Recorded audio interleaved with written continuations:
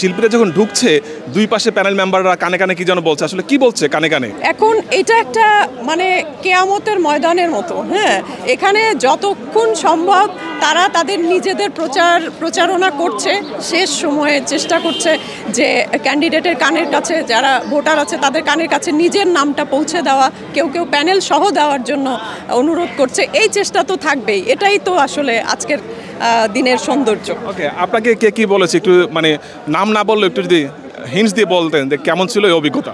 এটা সবাই তো কলিগ, সবার সঙ্গে একসাথে কাজ করি, খুবই কাছের, দুই দিকেই কাছের লোকজন আছে এবং কিছু কিছু আর্টিস্ট আছেন যাদেরকে খুবই বেশি পছন্দ করি, যারা যাদেরকে অনুকরণ করার চেষ্টা করি, ছোটবেলা থেকে তাদের কাজ দেখেছি, তাদের জন্য তো ভালো লাগা অন্যরকম কাজ করছেই।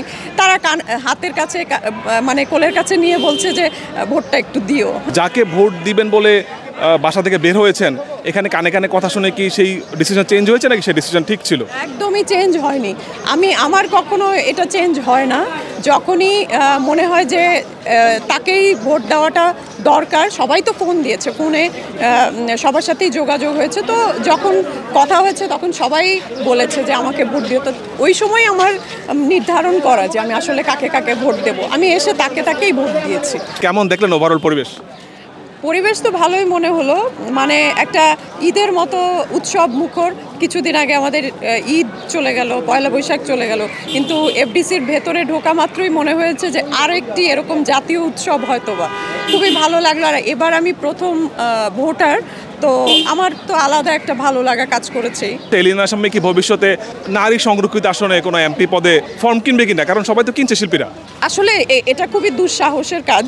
হ্যাঁ, একজন শিল্পী হিসেবে নিজেকে প্রতিষ্ঠিত করার জন্য সেই 2011 সাল থেকে যাত্রা চলছে এবং আমার সাথে সবার সাথে খুব একটা ভালো সম্পর্ক আছে এবং আমার ইমেজের জায়গা থেকে এখন পর্যন্ত মোটামুটি আমি একটা মানে সবার ভালোবাসার জায়গায় রয়েছি, ভালো লাগার জায়গায় রয়েছি। এটাই আমার কাছে অনেক বড় বিজয় মনে করি যে এটাই আমার জন্য ভোট দেয়া। হ্যাঁ, আমার ওই ইচ্ছাটা নাই যে আমি কোনো এমপি পদে দাঁড়াবো, সেখানে যে কি পাবো।